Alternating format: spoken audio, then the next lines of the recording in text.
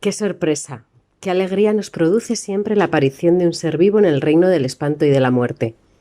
Donde las mismas plantas no crecen más que temblando, y donde el hielo es el estado normal del agua.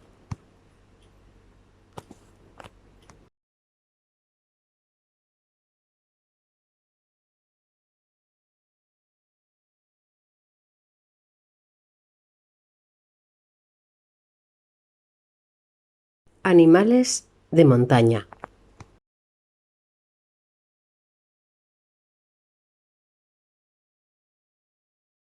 Así exclamaba Henry Russell, un pionero del pirineísmo, cuando en 1875, en compañía de Celestin Passet, desde la cumbre de Roviñera de 3075 metros, que se ascendía por primera vez, divisan una graciosa colonia de sarrios que durante unos segundos nos habían contemplado desde lo alto de una especie de aguja, con la oreja tendida, la cabeza inclinada y sus patas dispuestas a saltar, y parecían preguntarse si nosotros éramos malos.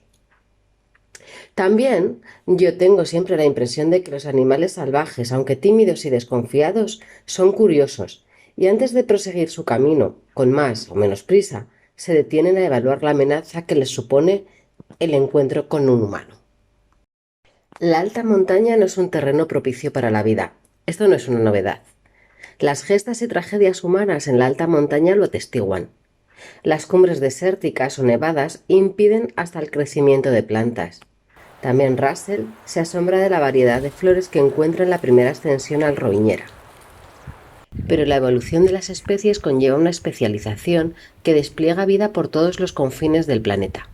De esta manera, un conjunto de mamíferos y aves se han adaptado a la vida entre las nieves que los rigurosos inviernos traen a las cumbres, a sus escarpadas laderas y al poco alimento que las rocas y hielos permiten. Con todo, parecen especialmente alegres y libres. Sus ágiles movimientos y lo aislado de sus existencias ofrecen una imagen de libertad y de buena vida que otros animales en otros territorios no transmiten. En los cauces fríos y agitados de los ríos de montaña, cuando las cascadas que se despeñan por las paredes encuentran un remanso en el valle que ellas mismas crean, encontramos al mirlo acuático.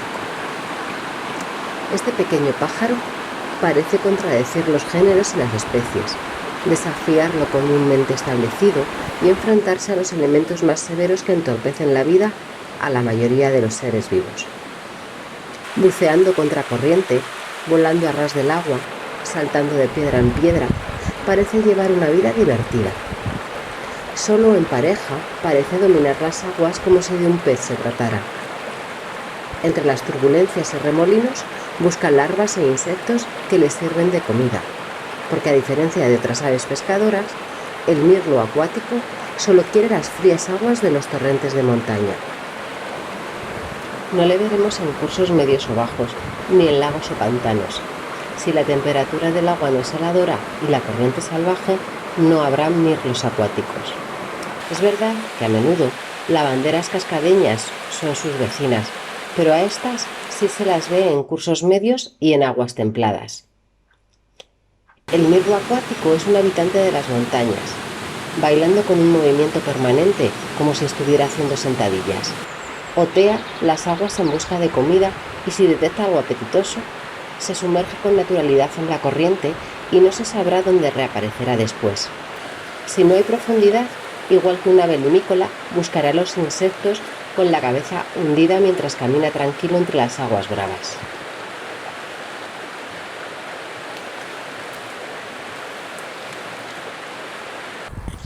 En la primavera, en las orillas de los arroyos o en los prados de montaña o en roquedales abruptos de los Pirineos, corretean marmotas alpinas, una especie introducida en el Pirineo francés y que en los últimos años se ha extendido y prosperado en ambas vertientes. Si no se está atento, solo podrán verse tras escuchar un potente silbido que resonará por todo el valle. Entonces las veremos correr con sus patas cortas y su grueso pelaje marrón anaranjado a esconderse en sus madrigueras. Como en tantas especies sociales que requieren de espacios abiertos para su alimentación, siempre hay algún individuo vigilando ante los posibles peligros que puedan aparecer. ante el menor riesgo, silba para avisar a las demás de que hay que esconderse. La fama de dormilona de la marmota no es caprichosa. Responde a que hibernan durante los fríos inviernos de la montaña en sus madrigueras, bajo la nieve, y no saldrán hasta que el sol la haya derretido. En alguna ocasión puedes encontrarla saliendo a ver cómo está la situación, pero si la nieve y el frío persisten, pronto volverán a su retardo tranquilo y perezoso. Tampoco son muy activas que digamos, se alimentan cerca de sus guaridas y gustan de tomar el sol y evitar al viento, aplastadas contra alguna roca que les sirve de hamaca.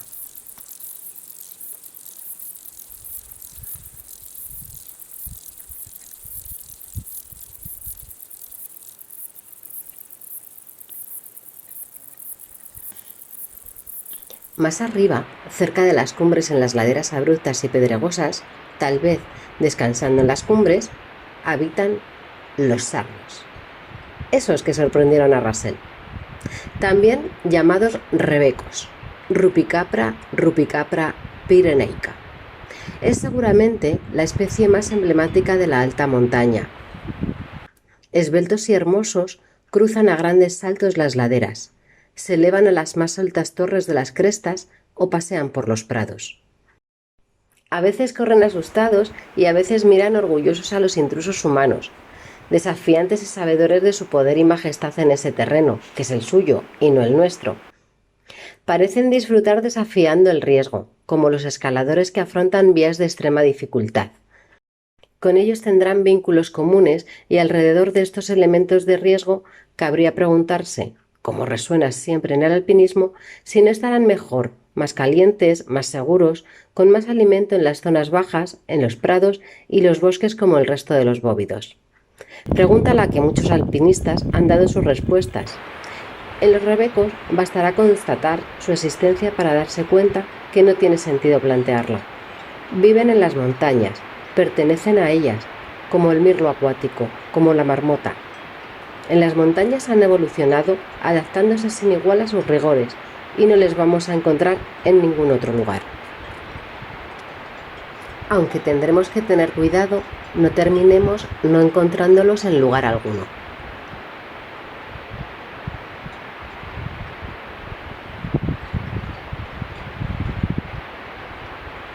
Russell y sus amigos cazadores quizá fueran los últimos testigos del bucardo, Capra hispánica, que habitaba en Ordesa y finalmente quedó reducido al valle de Vallivierna en la cara sur del Aneto. En octubre de 1867 narra Russell cómo a través de la brecha de Rolando entra en Ordesa y queda admirado del lugar, pero también se interesa por los bucardos que pueden encontrarse allí.